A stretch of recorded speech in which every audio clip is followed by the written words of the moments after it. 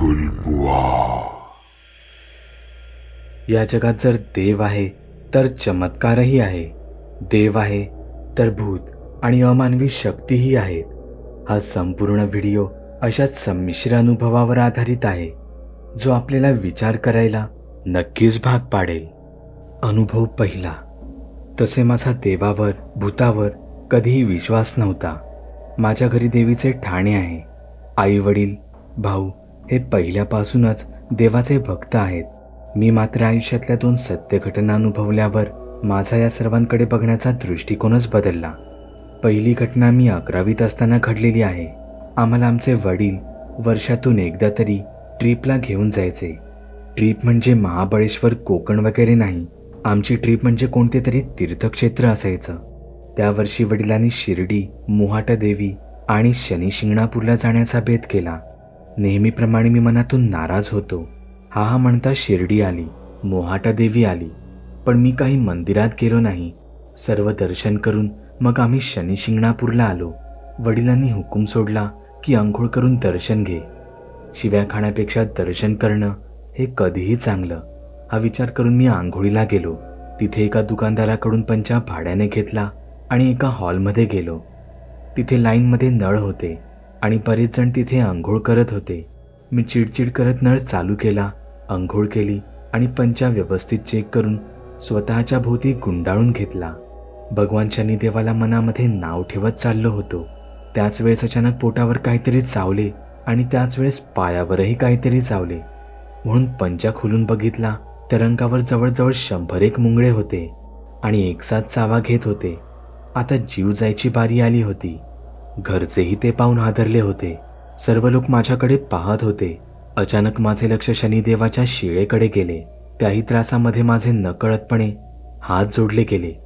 मी तिथे माफी मागितली आणि अवघ्या 5 मिनिटांच्या अंतराने माझ्या अंगावर एकही मुंगळा नव्हता आणि मुंगळे चावल्याची एकही खूण नव्हती. शरीरावर कुठेही आगही होत नव्हती. असे वाटत होते की हे स्वप्न तर नव्हते. त्या घटनेनंतर मी नियमितपणे 3 वेळा तिकडे गेलो आणि कधी ईश्वराला नावे नाही ठेवली. आज जेही मला यश मिळते ते परमेश्वर कृपेने मिळते, पण शनिदेवाने मला धडा शिकवला, तो पण कायमचा. अनुभव दुसरा. साधारण 20 वर्षापूर्वी संध्याकाळचे 7 वाजले असतील. आम्ही वरच्या मजल्यावर बसलो होतो. अचानकपणे कोणीतरी घराच्या दरवाजावर थाप मारली आणि बाहेर गलका चालू झाला. माझी आई देवीची दिवाबत्ती करत होती. आमच्या घरात आई काळूबाईचे ठाणे आहे. अजूनही बरीचशी लोक आषाढ महिन्यात आमच्या घरी देवीची ओटी भरतात. आम्ही खाली जाऊन बघितले तर माझा मावस आत्या भाऊ म्हणजेच प्रमोद बाहेर उभा होता. त्याचा चेहरा पूर्णपणे पांढरा पडला होता. बरीच लोक त्याला आमच्या घरात ढकलत होती, पण 15 वयाचा मुलगा थोडा पण जागचा हलत नव्हता. त्याच्यात एवढी शक्ती कुठून आली ते माहीत नव्हतं, पण त्याचे रूप खूप वेगळं वाटत होतं. प्रमोद हा मामाचा एकुलता एक मुलगा होता. तो खाली मान घालून स्त्रीच्या आवाजात काहीतरी परळत होता, पण त्याने एकदाही माझ्या आईकडे तोंड वर करून पाहिले नाही. आई त्याच्याकडे पाहत होती आणि तो खाली बघत होता. जशी आई त्याच्याकडे जाऊ लागली तेवढ्यात तो म्हणाला, माझे तुझे काही नाही, तू इकडे येऊ नकोस, सत्यानाश करीन मी तुझा. आणि तो शिवीगाळ करू लागला. आईने त्या सर्व लोकांना त्याला आत आणायला सांगितलं, पण 10 ते 12 जणांना पण तो हलत नव्हता. हे पाहून आई त्याच्याकडे गेली आणि त्याची कॉलर पकडून त्याला जसा आपण चहाचा कप उचलतो तसा त्याला उचलून घरात घेतला. घरात आल्याबरोबर त्याने आईचा गळा पकडला. हे पाहून सर्व लोक मदतीला आले.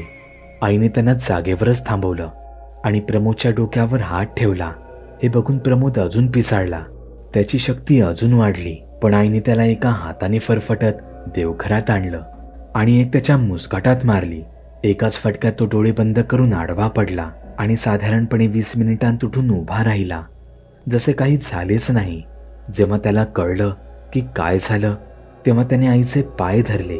आईने त्याला विचारले, कुठे गेला होतास? तेव्हा त्याने सांगितले की एका ठिकाणी त्याला पत्रावळीमध्ये दही भात, गुलाल, बिस्किट आणि 10 रुपयांची नोट ठेवलेली दिसली. त्याने त्याला लाथ मारली. ते बिस्किट खाल्ले आणि 10 रुपये खर्च केले. त्याने आईला वचन दिले की तो परत असं कधीच करणार नाही. आता तो एका सॉफ्टवेअर कंपनीमध्ये चांगल्या पोस्टवर कामाला आहे. शिवाय निर्व्यसनी पण आहे. अजूनही आमच्या घरातील देवीच्या ठाण्याला जागृत समजले जाते. अनुभव तिसरा. माझे वडील देवीची आणि दत्त महाराजांची खूप भक्ती करायचे. रोज पहाटे 4 वाजता उठून चौकातले दत्त मंदिर धुवायचे आणि पूजा करायचे. त्यानंतर घरातील देवीची पूजा करायचे. नित्यनियमे सलग 7 वर्षे हा दिनक्रम चालू होता. 1 सप्टेंबर 2011 मी एक कंपनी जॉईन केली. साधारण 1 वर्षात मी बऱ्यापैकी जम बसवला. त्यानंतर मी विश्रांतवाडीमधील एका हॉस्पिटलमधील डॉक्टरांची अपॉइंटमेंट घेऊन त्यांना एक ब्लड चेकअप सेंटर चालू करण्याचा बिझनेस प्लॅन सांगितला. डॉक्टरांनी होकार दिल्यानंतर मी भांडवल जमा करण्यासाठी सुरुवात केली, तरी त्यात 10,000 कमी पडत होते. शेवटी मी वडिलांकडे मागायचे ठरवले. मी विचार केला, एकतर पैसे देतील नाहीतर जोड्याने मारतील. 5 सप्टेंबर 2012 रोजी मी दुपारी वडिलांना त्यांच्या ऑफिसमध्ये फोन केला आणि त्यांनी चक्क मला 4 वाजता पैसे घेऊन जायला सांगितले. मी खूप खुश होतो. त्याच दिवशी दुपारी 1:05 त्यांच्या ऑफिसमधून मला कॉल आला. नंबर पाहून मला वाटले की पैसे कॅन्सल झाले असतील, पण मला माहीत नव्हते तो कॉल माझी जगण्याची दिशा बदलणारा आहे. पलीकडून वडिलांचे असिस्टंट बोलले की पप्पा चक्कर येऊन पडलेत, तुम्ही ताबडतोब हॉस्पिटलमध्ये या. मी हॉस्पिटलमध्ये पोहोचलो तेव्हा मला कळलं की त्यांच्या मेंदूच्या नसा तुटून वडिलांना ब्रेन हॅमरेज होऊन पॅरालिस अटॅक आला आहे. त्यामुळे त्यांची उजवी बाजू निस्तेज झाली आहे. त्यांना ICU मध्ये ठेवले होते. त्याचे रोजचे भाडे 20,000 आणि औषधाचा खर्च वेगळा होता. बघता बघता 2 महिने झाले. त्यांच्या तब्येतीमध्ये किंचितशी सुधारणा झाली. ते अर्धवट शुद्धीमध्ये आले. डॉक्टरांनी त्यांना जनरल वॉर्डमध्ये शिफ्ट केले. बघता बघता 2.5 महिने उलटले.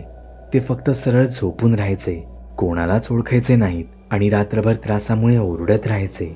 आम्ही हताश झालो होतो. काय करायचे ते कळत नव्हते. शेवटी आई परत देवी काळूबाईला शरण गेली.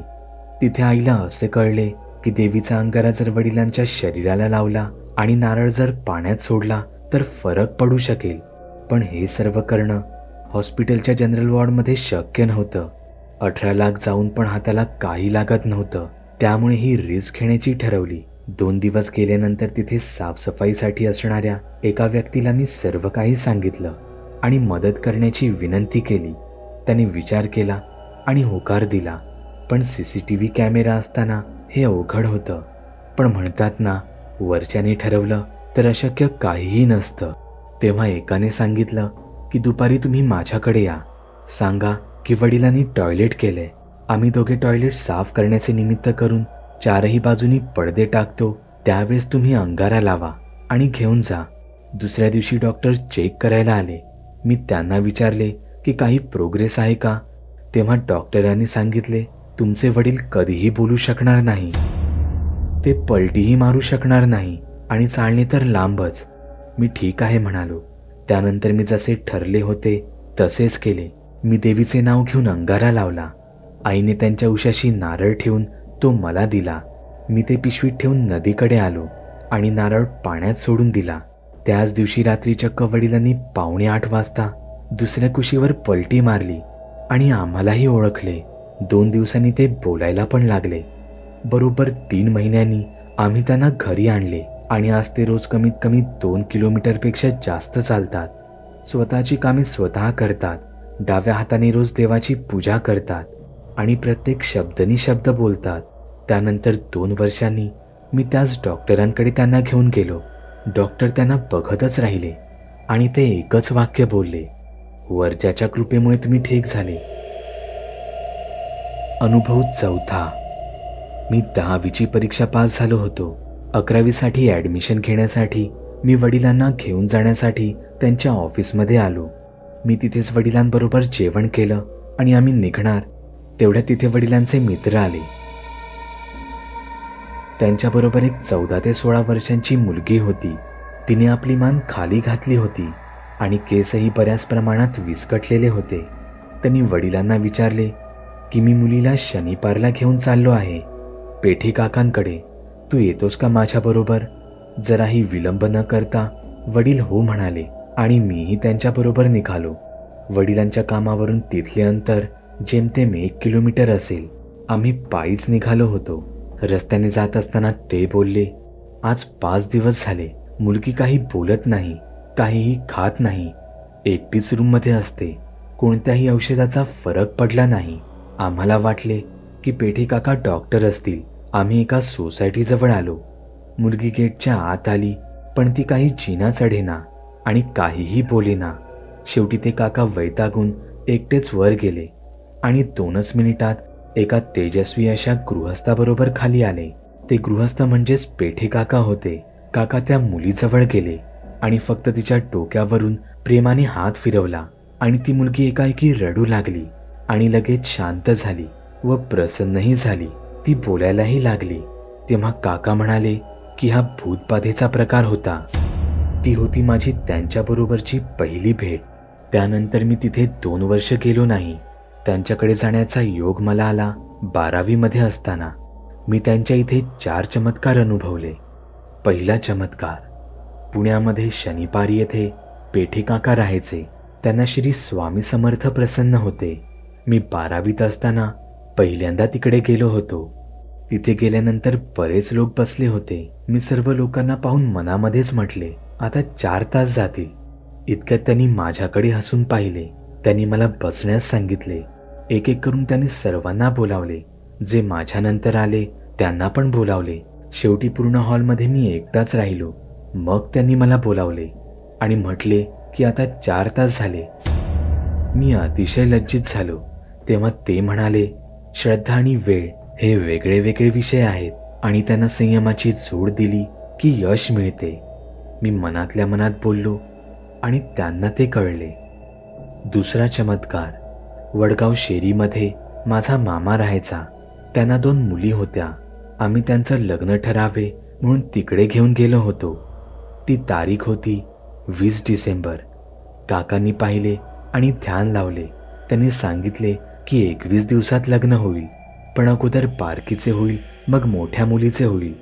मामाचा काही विश्वास बसला नाही, कारण एकही सध्याला स्थळ मुलींना पाहून गेले नव्हते. जे बघून गेले होते त्यांनी नकार दिला होता, पण काकांनी सांगितले होते त्यावर माझा ठाम विश्वास होता. 22 डिसेंबरला सासवडवरून एक स्थळ आले मोठ्या मुलीला बघायला आणि त्यांना तिची छोटी बहीण आवडली. ते म्हणाले, जर तुम्हाला बारकी मुलगी द्यायची असेल तर आम्ही तयार आहोत, पण लग्न पुढील महिन्यात करावे लागेल, 15 जानेवारी रोजी. तिसरा चमत्कार, आईला मानेमध्ये गाठ आली होती, पण ती गाठ बरी होत नव्हती. डॉक्टरांना संशय आला की गाठ कॅन्सरची आहे. त्यानुसार त्याची टेस्ट केली, पण रिपोर्ट येईपर्यंत 2 दिवस लागणार होते. काळूबाईची कृपा तर होतीच, पण मनात अनाहूत भीती पण होती. पण बोलतात ना, बोर्डाचे पेपर कितीही चांगले गेले असतील तरी रिझल्टच्या दिवशी नापास होण्याच्या भीतीने पाणीही प्यावंसं वाटत नाही. नशिबाने दुसऱ्या दिवशी गुरुवार होता. मी आणि आई त्यांच्याकडे गेलो. काकांना बोलावले आणि त्यांना गाठ दाखवली. तेव्हा त्यांनी मान पकडली आणि सांगितले, घाबरू नको, कॅन्सर नाही आहे, रिपोर्ट नॉर्मल येईल. खरं तर आम्ही फक्त गाठ दाखवली होती, बाकी काहीच बोललो नव्हतो. आणि दुसऱ्या दिवशी रिपोर्ट नॉर्मल आला आणि 2 दिवसात गाठही नाहीशी झाली. चौथा चमत्कार, 10वीला भावाचा गणित विषय गेला होता. त्यावेळेस 150 मार्काचा पेपर असायचा. त्याने ऑक्टोबर महिन्यात परीक्षा दिली आणि तो रिझल्टच्या 2 दिवस अगोदर काकांकडे गेला. काकांनी ध्यान लावले आणि सांगितले की पास होण्याचा योग नाही. तो परत फेल झाला. मार्चमध्ये परत परीक्षा दिली. परत त्यांच्याकडे गेला. तेव्हाही काकांनी सांगितले परत योग नाही. थोडक्यात हुकला. 49 मार्क पडले होते. त्याने परत ऑक्टोबरमध्ये परीक्षा दिली. यावेळी त्यांच्याकडे गेला तेव्हा ते हसले आणि म्हणाले, पेढे आण पेढे, पास झाला आहेस. 3 दिवसांनी रिझल्ट लागला. तो पास झाला होता. तिथे अडचणी घेऊन आम्ही जास्त गेलो नाही, पण दर्शनाला तर अधूनमधून जात होतो. त्यांचे 15 ते 20 वर्षांपूर्वी निधन झाले आहे. सांगायचे तात्पर्य इतकेच की परमेश्वर आणि चमत्कार हे या जगात नक्कीच आहे. तुम्ही सुद्धा तुमच्या गोष्टी बागुलबुवाला मेल किंवा मेसेज करू शकता. बागुलबुवा. चॅनलवर अपलोड केलेल्या नवीन व्हिडिओची नोटिफिकेशन मिळवण्यासाठी चॅनल सबस्क्राईब करायला विसरू नका. व्हिडिओ आवडला तर आमच्या मेहनतीचा मोबदला म्हणून तो लाईक करून मित्रांसोबत जरूर शेअर करा. चॅनलवरचे इतर व्हिडिओ पाहण्यासाठी इथे क्लिक करा. तसेच चॅनलवरची प्लेलिस्टही चेक करा. दर दिवशी नवनवीन भूतांचे व्हिडिओ बनवून मी तुमचं मनोरंजन करत राहू याची खात्री बाळगा.